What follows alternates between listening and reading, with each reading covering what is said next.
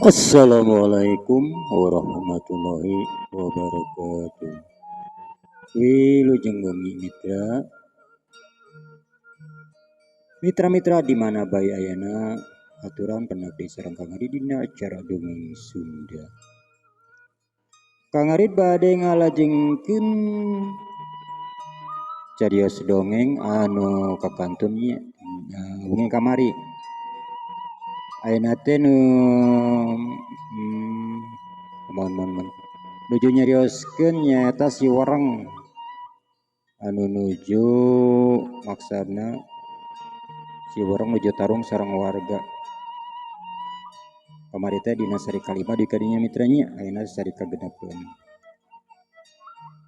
Mitra supados teu nyangkolong kana waktu subangga dongeng Sunda si Palun Jawara di Gunung Nagara urang kawitan bae.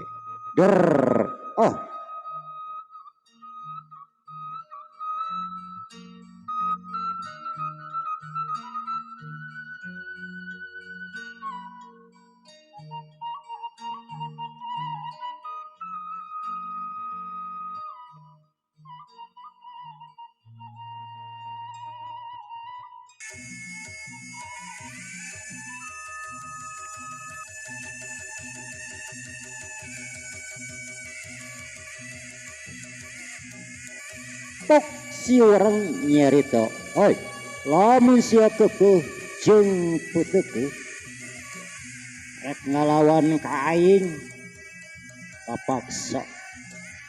Kapaksa ieu si lurah ku aing rek digorok ti koroda."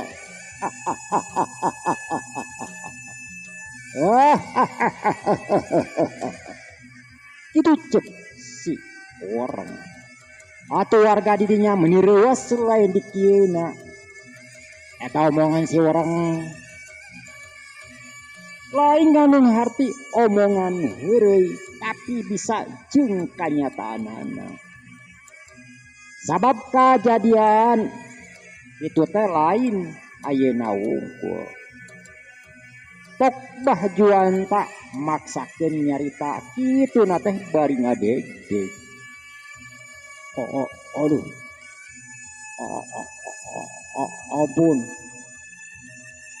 Ampun. Ki Wereng. Ki lurah ulah di kukumaha itu cek bah juanta. Geus kabayang ku bah juanta jeung keluarga nu sejenna lamun deueuh ki lurah didinya duka kumaha nasibna. Sabab salila ieu nya ki lurah anu jadi panangguhan hiji pamimpin anu karasa ka warga salarea kanyaah kadeudeuh jeung bela patina. Cakakak si Wereng siri meninyak kakak.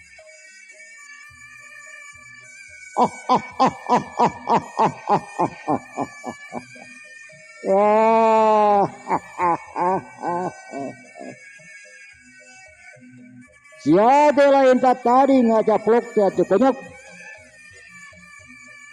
Moal meureunan kajadian kareuh. Ayeuna heug dewek. Ieu si lurah moal di kukumaha. Dewek si lurah moal di kojoran. Tapi aya syaratna. Sanggup minuhan kana syarat pamenta dewek. Salamat ieu si lurah teu cilaka. Itu cek si Wereng. Abong begal. Angger we hayang nukeurkeun ki lurah jeung harta. Jadi tujuanna nyalametkeun ki lurah ge angger we aya implik-implik. Naon syaratna? Ki Wereng itu cek bah juanta. Aing menta duit lobana 10.000 golden jeung ku aing rek dibere waktu lilana saminggu. Lamun dina saminggu ieu eta duit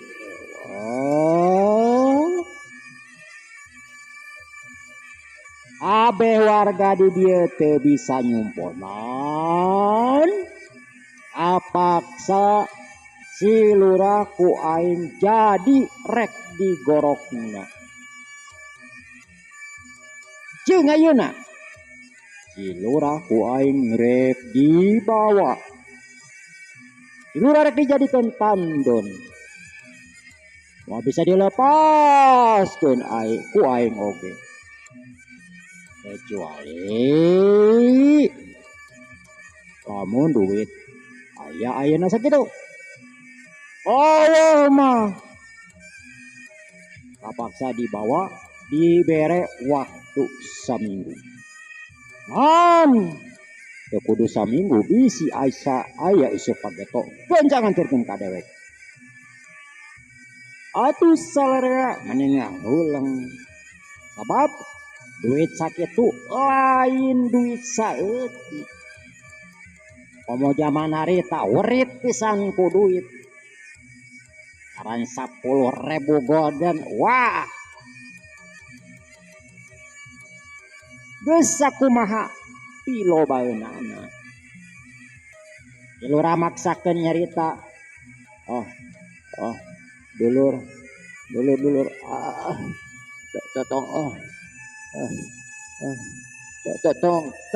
Tong mikirkeun kuring. Ayo. Sedang yes yuk orang manusia jahanam teh kegegan bae orang mah pae oge terjadi masalah belaan sararea itu cek di lurah ngomongna pegat-pegat sabab beheungna dipangkek ku si wareng.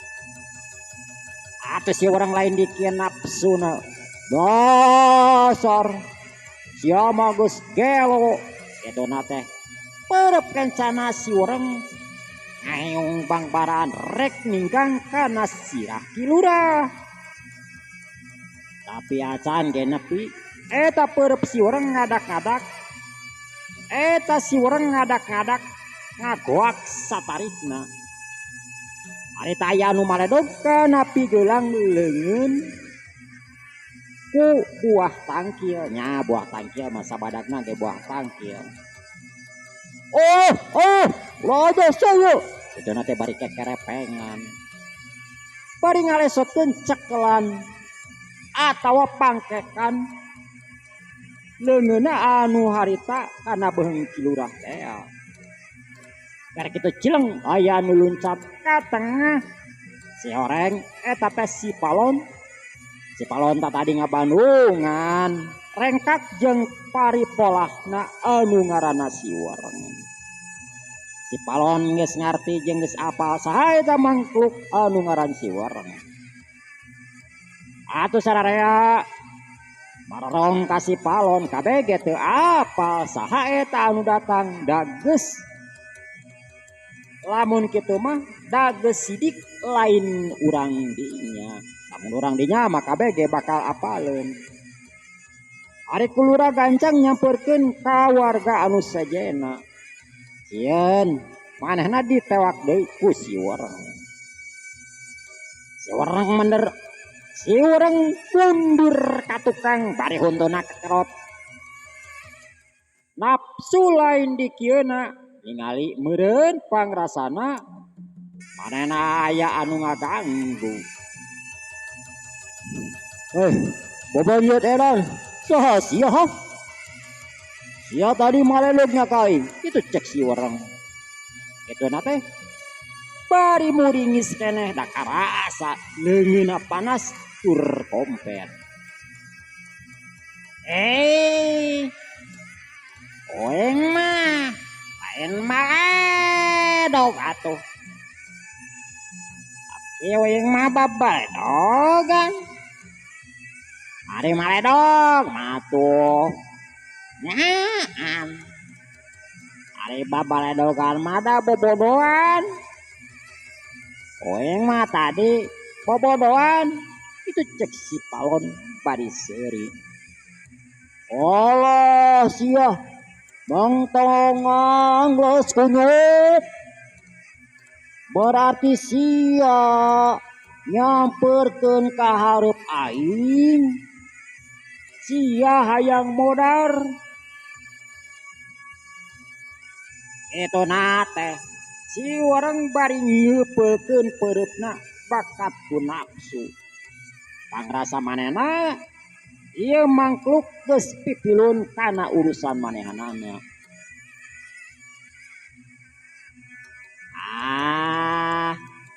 Ari uing mah masalah modar jeung teu modar. Oeng mah teh kudu dipikiran jeung teu hayang mikiran ngaran modar. Da uing ge ieu pan keur nungguan modar. Mungkin moal teu modar. Yang adi keur uing mah ngabehna ueul itu cek si Palon. Urang ajar setan. Itu cek si orang. Pare kitu teh cileng si orang narajang peureupna anu beuleud lempeng rek ngahanca irung si Palon.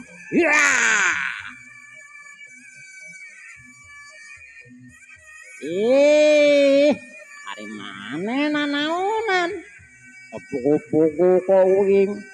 Tegugur teu angin. Itu cek si Palon. Itu teh bari nepak. Eta peureub anu geus aya hareupeun irungna.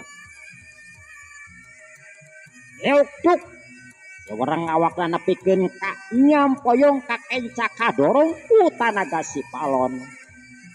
Atau awak si urang anu saterusna nyungkruk kana tanu. Tarangna pisan tarang si urang anu keuna kana tanu geus. Si urang ngagoak bari aduh-aduhan. Gelo sia. Aduh, gelo mangkruk edan. Itu cek si urang. Itu nate bari koneal hudang. Rasa sirahna lieur lain dikieuna. Itu nate ngajeng. Si urang luncat narajang deui. Ayeuna mah sukuna rek ngajejek sirah si Palon. Tapi eta serangan ku si Palon teh dijewarkeun tapi dipapag ku ketigan leungeunna.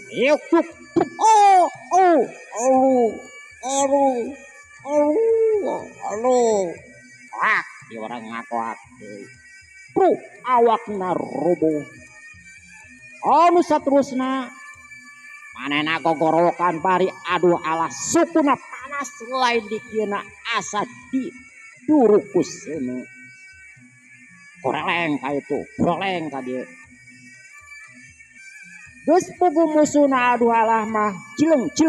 Si Palon luluncatan dina tangkal kai anu akhirna les geus teu katampo deui ku sararea. Atuh sararea meuni colohok bengong mata simeuteun. Nah eta jalma kusati cenah. Tapi Kilurah sadar kana kaayaan jeung Kilurah gancang ngamangpaatkeun situasi. Kita newak si urang atuh anu antuk nama si urang pada nyerek. Itu nate pada nenggelan habak. Si urang ampun-ampunan aduh alah. Ya basukona nyeri, ya bas. Sekarang nata diurtus nyeri ditambah ku ayeuna paneunggeuh ti warga anu sakitu berkotna.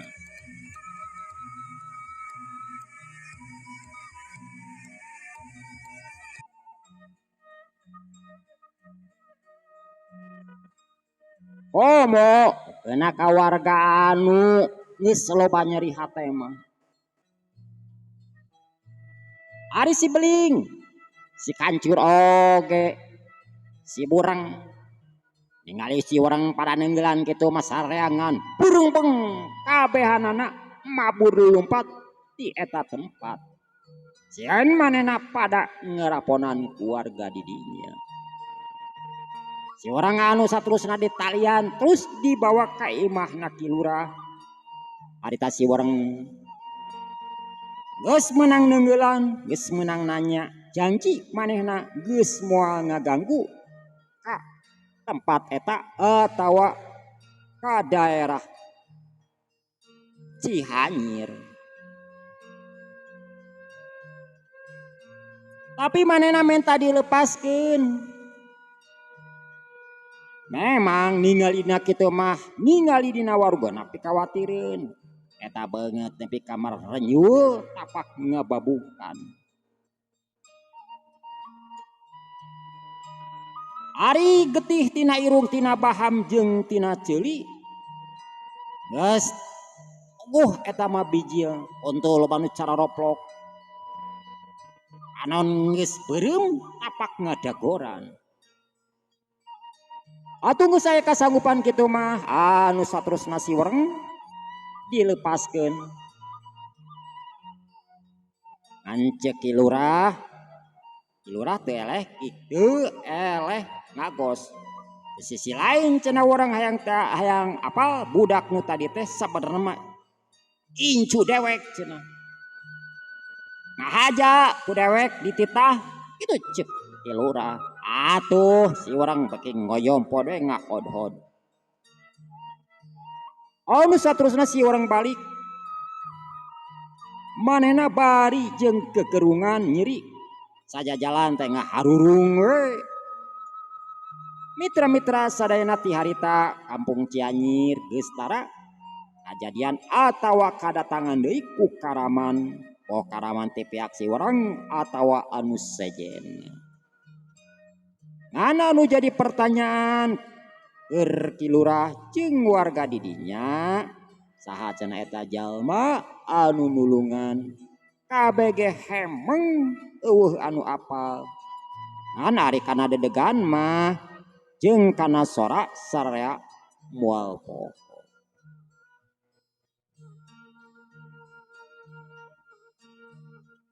Isukna si Palon terus indit nyaeta di kampung eta rek nuluykeun neangan anu jadi agina. Mitra cag si Palon urang teu neundian neulem sieum urang tunda di anjuang siang paragi nyokot tinggalkeun mangsa datang pasti kasampeur deui. Hari-harita si Gajah Mata anu keur aya di imah Ki Gendeng mentar rek balik heula ka pagurona lainna naon inget we ka anak buahna jeung pangpangna mah besi arep-arepeun jeung manehna engke rek ka dieu deui cenah ngan rek amanat heula ka murid-muridna. Bisi aya itu jeung ieu. Ceuk Ki Gendeng tur ceuk si Lodaya nya sok we cenah rek ngulang heula mah ngan omat ulah lila teuing. Sebab Ki Gendeng aya rencana nyaeta arek nyerang ke pihak nyaeta ka jalma-jalma anu nganggap ngahalangan anu cohagna mah rek ngancurkeun golongan bodas.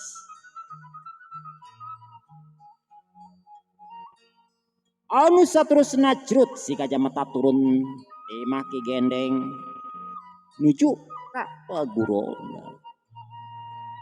Hari-harita si Sancamas dina ngasakeun jurus jeung elmuna geus beres.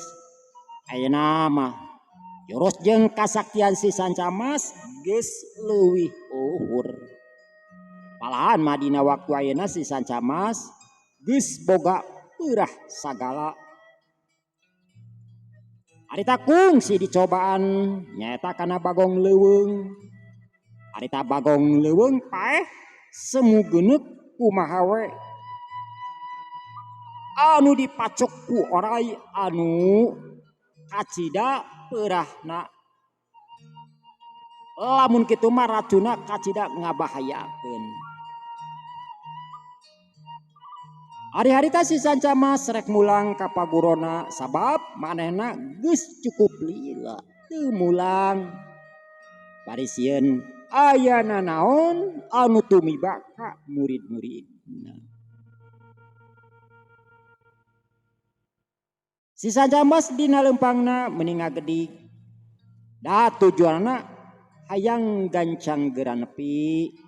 Tamah harita geus sore sakedeung deui ge kana magrib. Pas magrib si Sanca Mas karek nepi.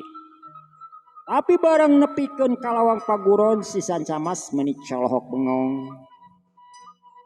Eta pagurona geus awut-awutan. Bari katampo geus barala ku jukut. Bari jukutna ge jukut jarangkung pulang. Si Sanca Mas ngahuleng. Cek pamikir manehanana, nah aya naon anu kajadian ka pagurona.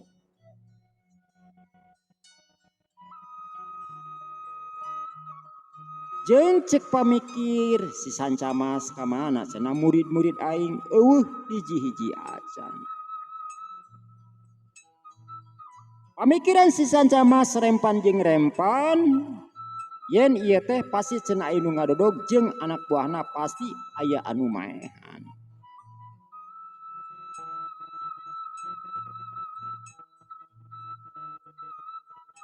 Tapi sanajan kitu tetap keur si Sanca Mas can boga implengan saha eta mangklukna anu wani-wani ngaruksak ka tempat.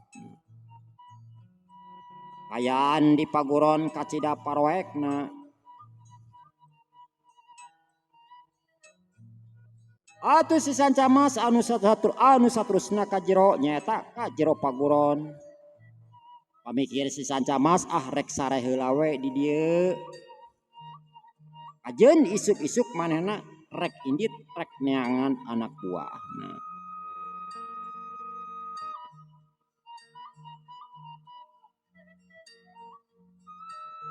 Isukna si Sanca Mas geus tatan-tatan nyaeta rek indit deui. Tapi samemehna indit si Sanca Mas beberes heula di paguron. Ari tujuanna namanya ulah nepikeun ka eta paguron amburasut jeung bala kacida. Hari-harita ti kajawan aya anu nyerangkeun si horeng eta teh si Burindil. Ari si Burindil osok datang ka dinya ngan tara asup. Wanian asup mah ngan saukur nempo teh ti kajauhan we. Ari tujuan si Burindil ka dinya ya memang teu unggal poe paling 2 poe sakali lah. Bisi jeung bisi guruna datang ka dinya. Mun pas datang kan manehna moal apaleun lamun teu ditempoan. Jeung cek pamikir si Burindil tangtuna hiji mangsa guruna bakal mulang. Sangkaan si Burindil pan jadi kenyataan. Ai sida si Sanca Mas itu cek si Burindil bari kituna terus nyidik lain naon bisi salah bisi eta teh lain guruna. Tapi geus puguh yen eta anu jadi guruna si Burindil mani atoheun. Si Burindil teh sirikna lumpat kituna teh bari gagoroan ka si Sanca Mas. Atuh si Sanca Mas barang ngaliuk meni atoheun nempo muridna teh. Oe ai si laing Burindil. Ka mana wae, jeung kamarana ai barudak anu sajena teu katempo. Jeung naha ieu paguron teu dicicingan. Bari kaayana katingali ku dewek ruksak ancur kieu euy. Jukut we anu minuhan di paguron teh. Aduh panjang lalakona itu nate si Burinil bari gek diuk ojong kuwari si lain Burinil sok bejakeun ka dewek itu cek si Sancamas ayang geura apal naon anu geus kajadian. Atuh si Burinil tetalangke ngandarak nerangkeun ngabejakeun naon anu geus kajadian. Kabeh ditetek eueuh anu kaliwat kabeh dibejakeun ku si Burindil. Awa nu dikurangan eueuh anu dileuwihan. Si Burindil bohong nepikeun ka ngabohong mah sabab geus apal saha adat guruna. Lamun hiji mangsa muridna ngomongna teu sesuai jeung kanyataan kayak di akhir lain deui carita.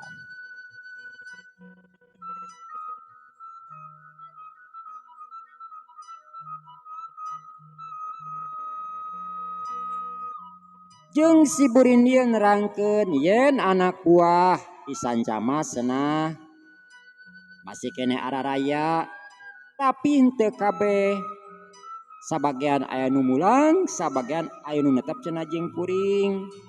Da pamikir anu hayang indit heueuh da teu puguh eueuh gawe ngan luad liut teu puguh.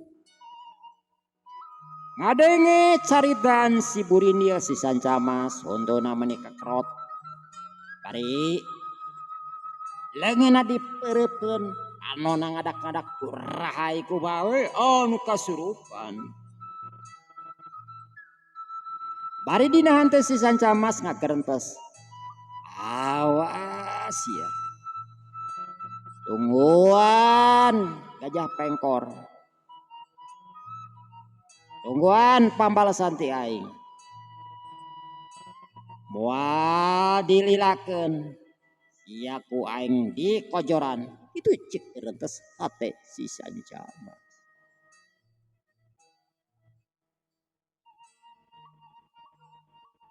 Pok si Sancamas nyarita deui. Hei Burindil tah ayeuna mah wayana geroan batur-batur si laing bejakeun yen dewek geus aya di paguron. Itu cek si Sancamas.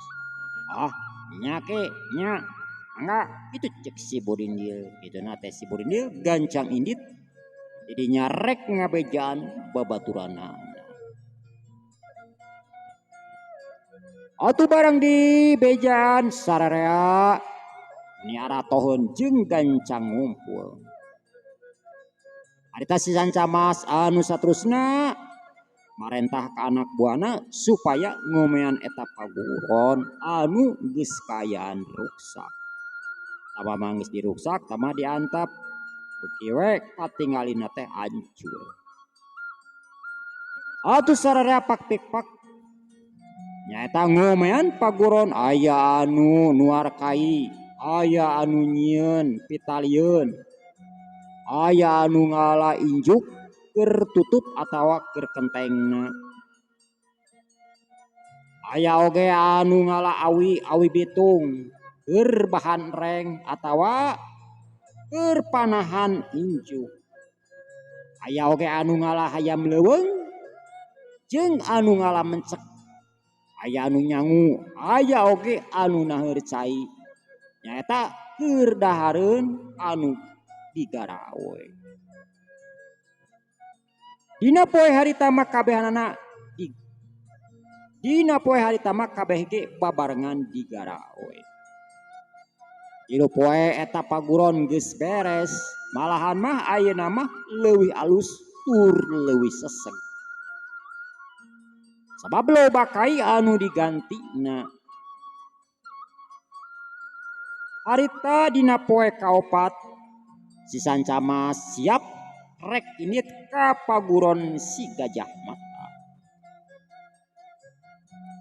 Nyaeta rek ngayakeun perhitungan jeung manehanana. Kan si Burindil ngancek si Burindil ka barudak wayahna maneh kudu bisa ngajaga samemeh aduh saya foto sinamitra